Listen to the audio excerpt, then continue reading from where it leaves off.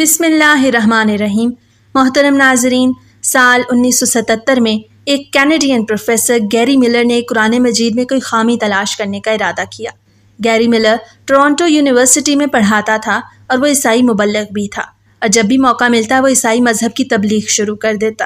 اس کا خیال تھا کہ قرآن مجید میں خامی ڈھونڈ لینے سے مسلمانوں کو عیسائیت پر لانے میں بہت مدد ملے گی۔ پروفیسر ملر نے قرآن مجید پر تحقیق شروع کر دی۔ اس نے قرآن کریم کے ایک ایک حرف کا مطالعہ کیا، ایک ایک آیت کو بغور دیکھا۔ اس تحقیق میں اس نے تقریباً 1 سال صرف کیا۔ تحقیقات کرنے کے بعد جو کچھ اس نے لکھا انتہائی غیر جانبداری کے ساتھ لکھا۔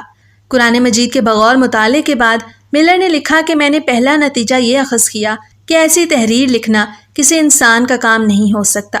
قرآن مجید کی سب سے پہلی چیز جس نے ملر کو متاثر کیا وہ اس کتاب مقدس کی کئی آیات کا ایک خاص انداز تھا۔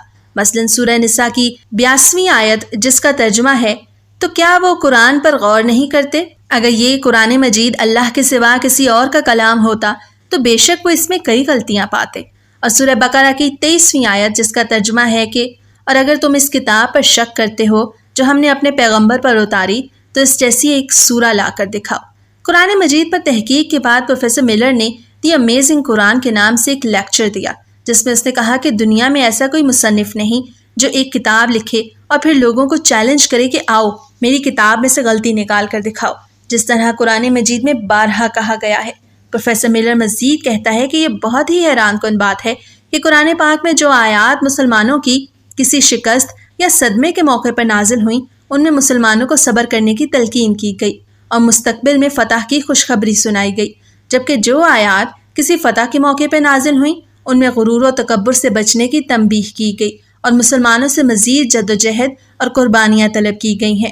گیری ملر کہتا ہے کہ اگر کوئی شخص اپنی آپ بیتی لکھتا ہے تو وہ اپنی فتوحات کو بڑھا چڑھا کر بیان کرتا ہے اور شکست کو بھی ہیلے بہانے سے جیت ہی قرار دینے کی کوشش کرتا ہے، لیکن قرآن مجید میں تسلسل کے ساتھ اور انتہائی منطقی انداز میں اس کے بالکل برعکس لکھا گیا ہے۔